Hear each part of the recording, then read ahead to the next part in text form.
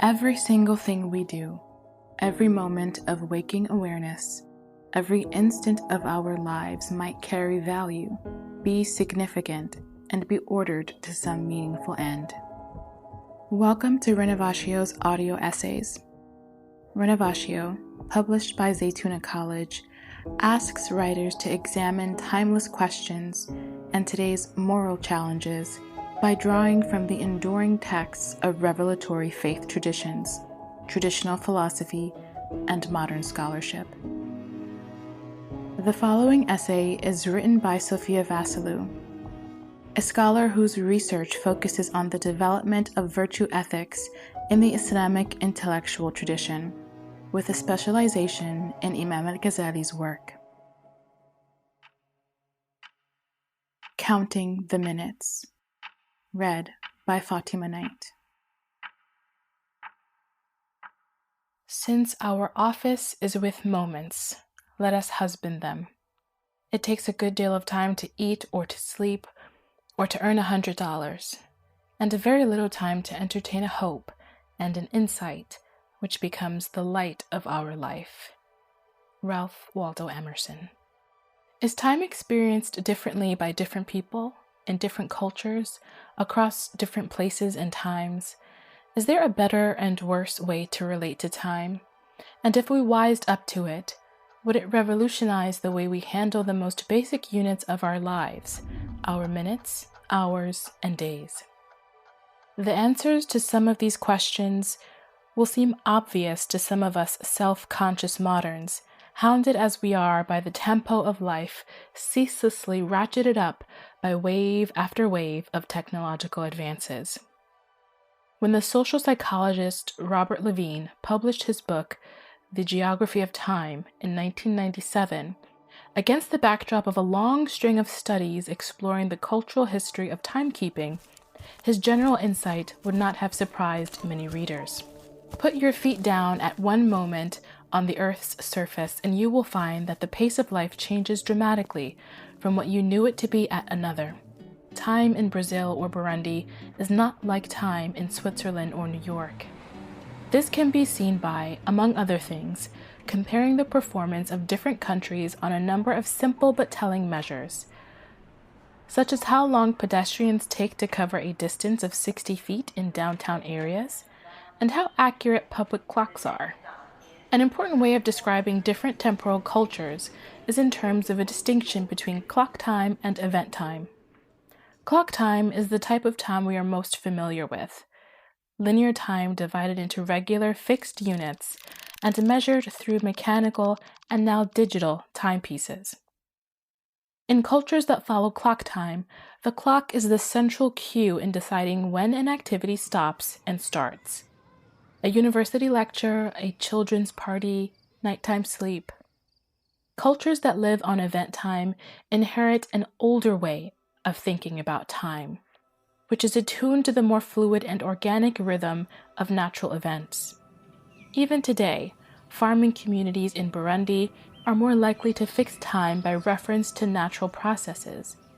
When the cows go out to graze, almost the morning light, when the rooster sings.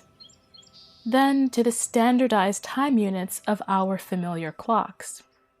These different attitudes to time, Levine observes, have a predictable correlation to economic status.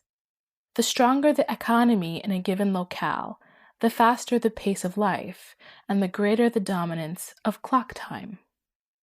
Many of us will instantly recognize ourselves from Levine's sketch as living in a clock time culture.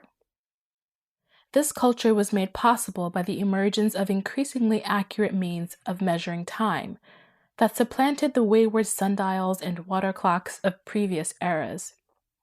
With the invention of the pendulum in the 16th century marking a watershed moment, newly controllable, having been granulated into minutes and seconds and their subdivisions, time was then zealously pressed into the service of the ideals of efficiency and productivity that have become a hallmark of modern post-industrial societies and their marketing economies. Time is money, too valuable in this hard-nosed sense of value to be wasted. The 18th century American polymath and political luminary Benjamin Franklin was one of the prophets of the modern attitude to time and the new morality it germinated. Among other moral qualities, the virtue of industry was singled out for special praise across his writings. It was one of the 13 virtues included in the celebrated program of self-reform that Franklin detailed in his autobiography, and it also came up for special mention in his pseudonymously published Poor Richard's Almanac. Idleness, doing nothing, offends against the immensity of time's value, time being, of all things, the most precious. The maxim of industry as a virtue is about extracting every last shred of value from this precious resource. Lose no time. Be always employed in something useful. Cut off all unnecessary actions.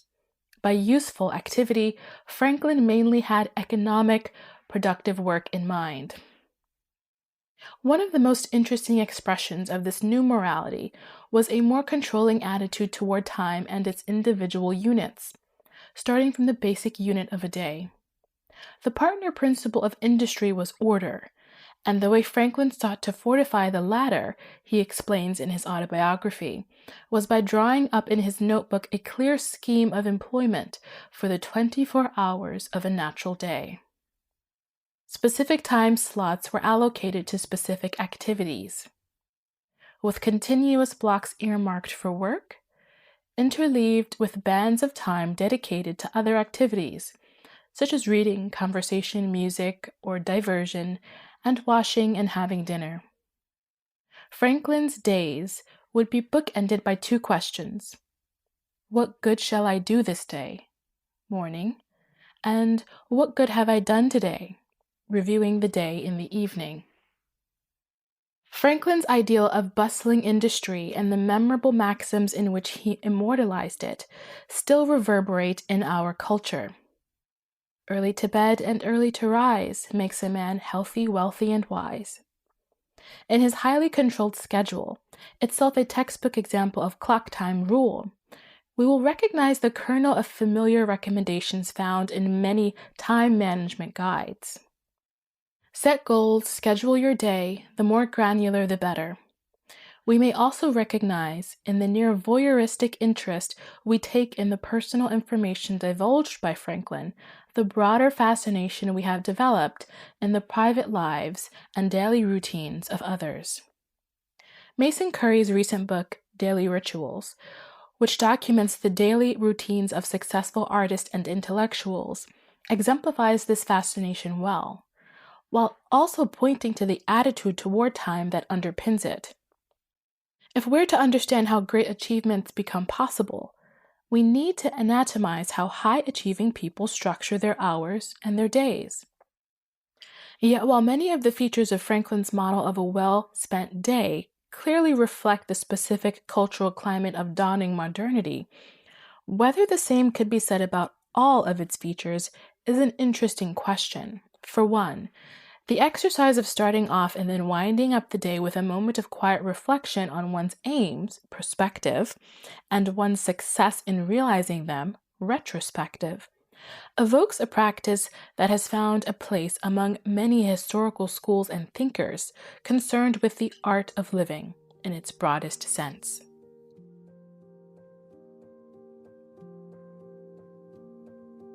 The best-known case is provided by philosophers in the ancient world, such as the Stoics and Epicureans, whose practices have been limpidly documented by the French scholar Pierre Hadot. In his Meditations, we see the Stoic emperor Marcus Aurelius bracing himself for the day ahead, with reminders and self-admonitions. Say to yourself in the early morning, I shall meet today. Treacherous, envious, uncharitable men, I can neither be harmed by any of them, nor can I be angry with my kinsmen. In the essay On Anger, Seneca describes the exercise of self-examination he carried out at the end of each day, and how he would bring himself before his own inner court to stand trial, reviewing everything he had done or said over the course of the day. Could anything be finer than this habit of sifting through the whole day, think of the sleep that follows the self-examination. More purely than Franklin, Aurelius's and Seneca's focus in this before and after meditation on the day is not on work in the economically useful sense, but on the actualization of moral norms and spiritual ideals. Taken in this sense, analogues of the practice can be found in numerous religious traditions, including Christianity and Islam. Haddo cites, indicatively, the words of the 6th century Christian monk Dorotheus of Gaza. We ought not only to examine ourselves every day, but also every season, every month, and every week, and ask ourselves, what stage am I at now with regards to the passion by which I was overcome last week? The emphasis on the need to control the day by a deliberate look forward and then a look backward is thus an old one. It is also a very natural one, the natural extension of any endeavor to effect some type of change in our life. How could moral ideals and reflective conceptions of the art of living take root in our life unless they were tethered more concretely in the flow of time? It may be that, reading a book one day or listening to a lecture, you discover there's a new way you'd like to be, to lead your life. You arrive at a new insight about what you'd like your priorities to be. You read some Stoic writer, say, and you're captivated by the thought of how differently you'd live if you could really take to heart the distinction between what depends on you and what doesn't. How do you stop this aperçu from evaporating into thin air the moment you shut the book, and ensure it actually changes the way you live in the future? It's easy to balk at this question as, on the simplest level, it broaches the fundamental mystery of how people change. But on another level, the answer seems clear. You need to find ways of interacting with this aperçu again, and regularly, in the time that follows, building such interactions into the granular structure of your day with its concrete succession of minutes and hours. Thus, even if we acquired the technical capability to measure and fix the minutes and seconds only recently, the drive to control time, to plant hooks on its slippery form, seems a natural corollary of the human aspiration to change. This is also evident from the wider interest taken by many of the thinkers just mentioned in planting such hooks beyond the curtain-rising and curtain-falling moments of the day. The morning and the evening may be opportune moments to regroup, but to really put one's principles and ideals into practice requires a more ongoing kind of attention to the present moment, a constant watch for occasions that mobilize these principles. Yet what about Franklin's sense of the value of time, of the immorality of wasting it? It is a moral sense that most of us will have imbibed by the time we have grown into fully functioning adults and taken our place in the social world. And for many of us, it will be twinned in our minds with the imperative of productivity and useful work. The tyrannical nature of this imperative has provoked countless cultural polemics, especially as our world has sped up with the advent of new technologies. One thinks of the recent calls to embrace the Dutch concept of doing nothing, or the slow movement, or of more philosophical critiques of the work ethic and its regnant virtues. This was Bertrand Russell's aim in his 1932 essay, In Praise of Idleness, where he decried the immense harm caused by the belief that work is virtuous and the instrumental mentality it fostered. Modern man thinks that everything ought to be done for the sake of something else, and never for its own sake. Russell's aspiration was instead to induce good young men to do nothing. It is natural to think of this ethic, with its emphasis on the value of time and its productive use, as a distinctly modern phenomenon, and indeed pathology, one deeply tied up with the capitalist economy whose workings it so evidently and marvelously oils. Certainly, One struggles to find similar attitudes to time among Greco-Roman philosophers, even though for many of them reflection on the finitude of life, hence scarcity of time, plays a crucial moral role. We will live differently if we live each day as if the last, in Aurelius's words. Yet it will then be interesting to consider the viewpoint of one important pre-modern thinker, the 11th century Muslim intellectual Abu Hamid al-Ghazali, not only as a way of pursuing historical questions about how we classify different attitudes to time and chronicle their cultural evolution, but also as a way of pitching the more relevant question of how we ought to relate to time. One of the many grounds of al-Ghazali's fame is his attempt to chart an all-inclusive Islamic art of living in his magisterial multi-volume work, The Revival of the Religious Sciences. This is a project he spools out over an eye-watering 3,000 pages of printed text, developing his views about what we should believe, how we should act toward God, toward others, and what we should be like, detailing with special care the qualities of character we should strive for and the qualities of character we should uproot. If the small matter of 3,000 pages is worth underlining, it is because it poses even more sharply the quandary mentioned earlier. Reading a book, listening to a lecture, a new way of being flashes before you. How do you stop this aperçu from evaporating into thin air, a mere flash in the pan? How do you go from merely admiring the ideas you read on the page to actually living them? An urge to exert control is a natural response, and what must be controlled is time.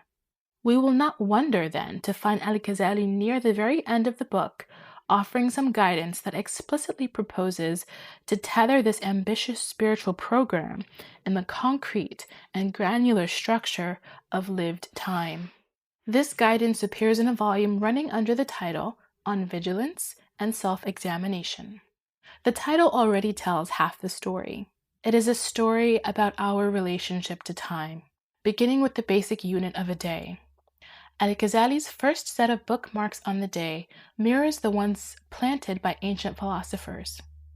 We must begin the day by stamping it with our intentions, and we must end it by surveying the stamp we actually produced.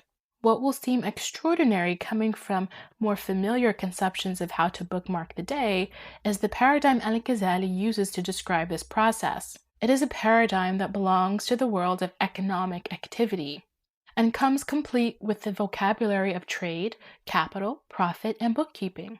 No less interesting, it comes with a clear recognition of the logical implications of the idea that we should frame the day through admonition and self-examination.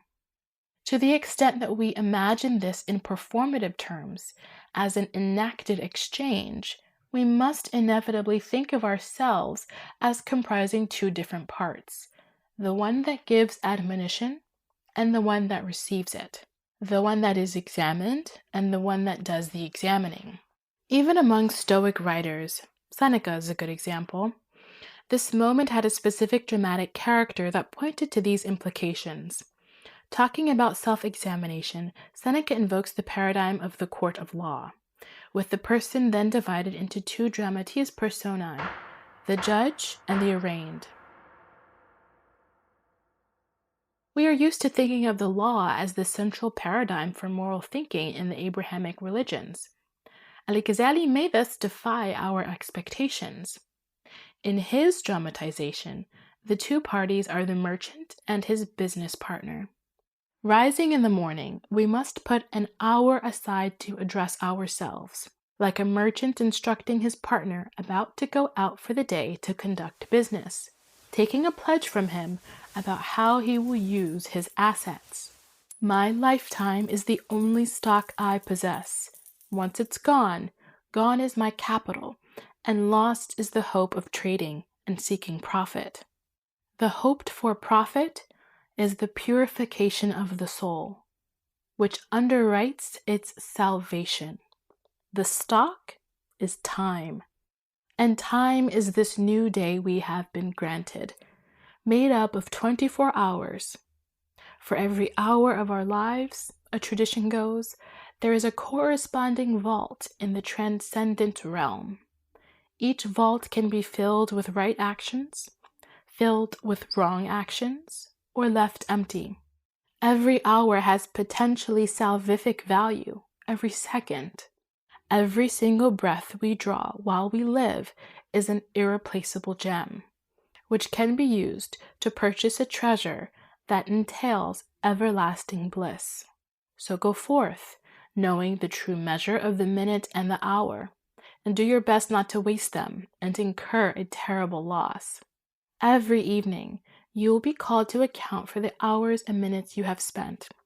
The attitude of vigilance instilled by this daily covenant, concluded and then audited at the head and foot of the day, finds its complement in the attitude al-Ghazali urges us to adopt in the moment-by-moment unfolding of the day. At every elapsing moment, there will always be something that it is our duty to avoid, or that, while falling short of duty, it would be better or best for us to do, such as things that benefit our body or mind. The present is simply never neutral. It always contains a normative demand. Our task is to identify this claim and then fulfill it. Hence, the present moment must always have the character of striving, jihad. Striving in this moment, we need to live it as if it were our last. Were we to look for the origins of al-Ghazali's economic paradigm for thinking about time, we would no doubt find some of its most important roots in the language of the Quran. In a well-known verse, God is described as having purchased from the believers their lives and their possessions in return for paradise. إن الله اشترى من المؤمنين أنفسهم وأموالهم بأن لهم الجنة. This is God's covenant with humankind, which one's daily covenant with oneself, the higher part of the self addressing the lower, essentially recapitulates. The Quran is also rife with references to profitable and ruinous transactions, warning against the foolishness of buying the present life at the price of the world to come. Lurking here, should one care to look for it, is an idea of human dignity. Those who buy this world at the cost of the next sell themselves short or cheap. They owed themselves better. The question of origins is a relevant one if we're interested in gaining a fuller understanding of what shapes conceptions of time in different cultures. Yet putting this question to one side here, many things may strike us as remarkable in the picture of time that flows from the economic paradigm al-Ghazali employs. On one level, al-Ghazali's way of thinking about time will seem remarkably, almost uncannily familiar. This includes, above all, his view of time as a quantifiable commodity we should put to the most productive possible use and jealously guard against waste. Benjamin Franklin, we may speculate, would have found much to admire in this attitude. In al-Ghazali's structures against idleness and his emphasis on maximal productivity, al-Ghazali's metaphor of transcendent vaults that we can and should diligently keep filling crystallizes this emphasis especially clearly.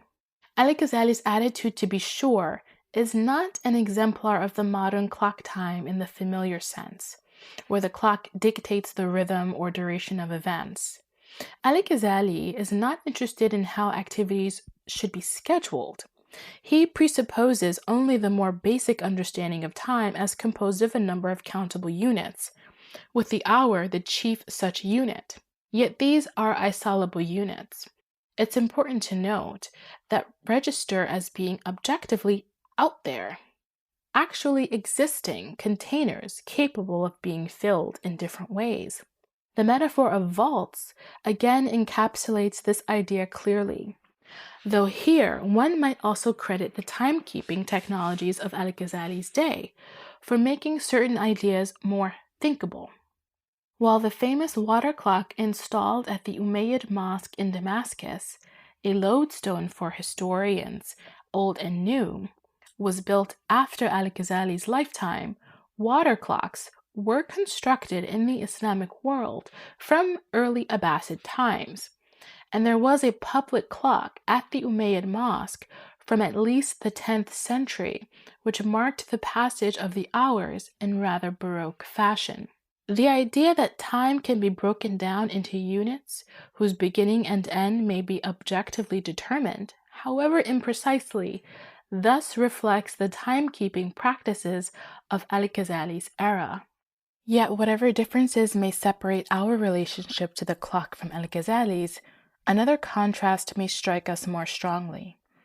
Because while al-Ghazali's views about the productive use of time may seem uncannily close to home, his idea of what productive means or what the relevant product consists of will be far less so.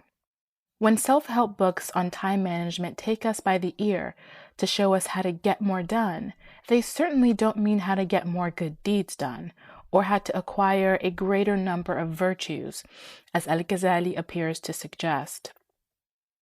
They're not thinking of a moral product, but above all, of work in a garden variety sense, Benjamin Franklin's and Bertrand Russell's sense.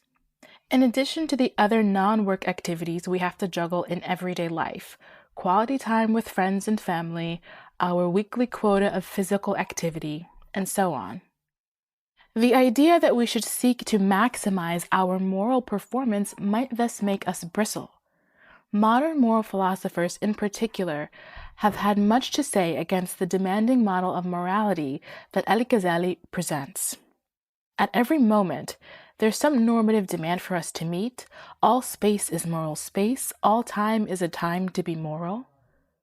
We may term this kindly a principle of moral plenitude. Less kindly, we might consider it a form of moral totalitarianism. Either way, this is a morality that simply asks too much. Yet first of all, and to get some of the facts straight, the word moral does not quite get at al-Ghazali's concern. There are many reasons for this, but one of the most important is that the activities al-Ghazali thinks of as populating normative space aren't confined to that narrow class we would comfortably identify as moral, such as visiting the sick or volunteering at soup kitchens. He's not thinking of us as casting about all day for something virtuous to do, paragons of a bustling, goody-two-shoes morality. The activities that al-Ghazali thinks are demanded of us include the contemplation of nature, taken as a divine creation, and the study of enlightening books, religious and otherwise. It also includes activities we would call moral in a more generous sense, the pursuit of ways of bettering the self. With this broadened understanding of the range of values al-Ghazali is promoting, his account of how we should relate to time may now appear in a different light. Buried beneath the crusty exterior of his totalizing principle, we may be able to discern a rather more seductive idea, an idea that arguably explains why such a principle might appeal to someone in the first place. Call it the principle of evaluative plenitude. It's the idea that every single thing we do, every moment of waking awareness, every instant of our lives might carry value, be significant, be ordered to some meaningful end. No moment need be lived in vain, with nothing to show for it. There is value, service, to be extracted from every instant of experience. A further brushstroke to al-Ghazali's picture crystallizes this possibility a little more clearly by playing down the emphasis on quantifiable performances. It's not simply about moving through time with the aim of accruing the largest possible number of distinct actions bearing some special normative stamp. make a charitable donation, perform an act of humility, meditate on scripture, pray. It's also about changing our relationship to the activities we normally pursue, including the most ordinary and mundane. With the right turn of attention, there is no act that cannot become significant. The act of sitting down to the table to eat can become a moment of contemplative expansion as we bring a meditative wonder to bear on it, and our thought follows a movement upward from the created order to the Creator. The way we sit or sleep or even go to the toilet can be transfigured through the type of spiritual vigilance al-Ghazali advocates, ultimately a kind of God consciousness in which our consciousness is remodeled by our awareness of God's. There are more significant ways to be sitting or standing, lying down and straightening up. Every action, even the simplest, can become a devotion. Spiritual value can be extracted from everything we do. Al-Ghazali's picture of a well-lived day is thus the picture of a life bursting at the seams with value. His exemplar moves forward through time with a ferocious sense of mission, intent to press every instant into the service to which it is called. Commenting on the concept of human selfhood, the American philosopher Josiah Royce suggested that the purposes we pursue form the foundation of our self. I cannot answer the question, "Who am I?" except in terms of some sort of statement of the plans and purposes of my life. Hence, a person, an individual self, may be defined as a human life lived according to a plan. This plan, Royce emphasized, must be characterized by a strong degree of unity, as otherwise we remain a cauldron of seething and bubbling efforts to be somebody, a cauldron which boils dry when life ends. A self is thus a life that has a single purpose running through it, a single loyalty. In many ways, al-Ghazali provides us with a consummate expression of selfhood, as Royce conceptualizes it. While planning in the more familiar sense holds no interest for him, the Ghazalian agent faces the day with a unity of purpose and a passionate drive to achieve it, second to none. Yet, of course, this raises a question that has already been in the wings. We may be able to admire this drive and the sturdy sense of self it secures, and we may also be able to daydream what it would be like to live in the evaluative universe that supports it, in which every moment has a definite service and vocation to which it is called. What Royce describes philosophically as a condition for being a coherent self also, after all, corresponds to a psychological need that many of us will recognize from actual experience. Few, if any of us, relish seething and bubbling to no effect, and many of us long to find a clear purpose that will give a fundamental order to our lives, a loyalty capable of commanding our complete devotion. Royce's codicil that the very act of searching for purpose may constitute a unified purpose in its own right will seem like cold comfort to those who feel they have not yet succeeded in this quest, a rather abstract kind of consolation prize. The same constituency may wonder what use there is in holding up a splendid image of what it would be like to live life with an all-encompassing sense of significance that transforms our attitude to time, if this is not a genuine possibility for us. Al-Ghazali's conception of time and of the vocation of individual moments ultimately takes its meaning from a particular type of worldview with deeply religious foundations.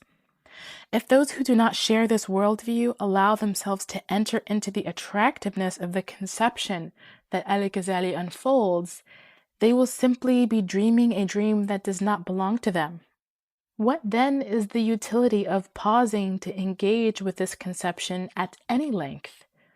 How could it possibly help us tackle the question of how we ought to relate to time, as I suggested earlier? Questions of utility are never easy to answer, even for text and thinkers with whom we may feel a more immediate sense of community. What do I gain, for example, from reading the French essayist Michel de Montaigne's response to the deeply familiar lament, "I haven't done a thing today"? Why, have you not lived? That is not only the most basic of your employments, it is the most glorious. The meaning of this response is not written on its sleeve, of course. By living, Montaigne does not mean existing in the biological sense. He means living well, or fittingly, imparting order and tranquility to the conduct of our life. This type of achievement is far greater, Montaigne insists, than those things we traditionally view as achievements: waging wars, building cities, amassing wealth. Taking in this viewpoint, I make no direct gain. My life does not change in the instant. But one can only hope that I now have available to me a new idea that might, when the time is right, bear fruit and help me criticize the ends I pursue and the yardsticks I use to measure myself and my performance. On one level, the fruitfulness of engaging with al-Ghazali's understanding of time can be framed in directly analogous terms. Like Montaigne, he provides us with a stimulus for critically reflecting on how we understand the concept of an achievement. In this, al-Ghazali is certainly not unique. Uniqueness or originality does not determine the value of a point of view, but if we wished to locate the special interest of al-Ghazali's outlook and its more distinctive edge as a tool for critical reflection, we might find it in his deployment of a language so intimately familiar to us to make an otherwise so unfamiliar point.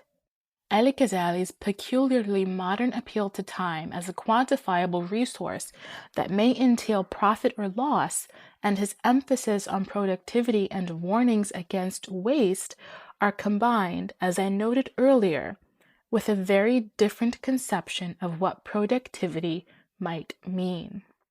Perhaps if I woke up in the morning and thinking ahead to the achievements that would make this day seem well spent, I replaced my habitual metrics with a different type of list, setting goals for kindness or gratitude, for the cultivation and improvement of friendships, or the exercise of my reflective and appreciative capacities. My life would go better for me. I might be able to say at the end of the day, with the Stoics, I have lived, instead of being anxious to wake up again and the next morning to start the Sisyphean cycle all over. Having been shaped by a culture where everything that counts must be capable of being counted, perhaps instead of trying to get myself to stop counting, I simply need to change what I count. Such a way of answering the question, what use, may take us some of the way and explain why we might not be worse off for entering into the conception that al-Ghazali unfolds, even in the absence of a commitment to its founding worldview. Since none of the ways in which we fill such an alternative to-do list will ever have the urgency and definiteness of the Ghazalian agents, and certainly it won't take us to the dreamy world structured by the principle of evaluative plenitude, where every instant of time has a valued vocation. Yet we sometimes find a viewpoint useful, not because it helps us change how we act or think, as I suggested, but because it simply helps us see ourselves more clearly. Knowing another may be the best means of getting to know ourselves. And for this, even dreaming another person's dream can be useful. Thank you for listening to Counting the Minutes, Productivity and the Well-Lived Day between Abu Hamid al-Ghazali and Benjamin Franklin, an essay by Sophia Vassilou. You can find this essay online at renovatio.zaytuna.edu or in our print edition titled The Silence of God. Thank you.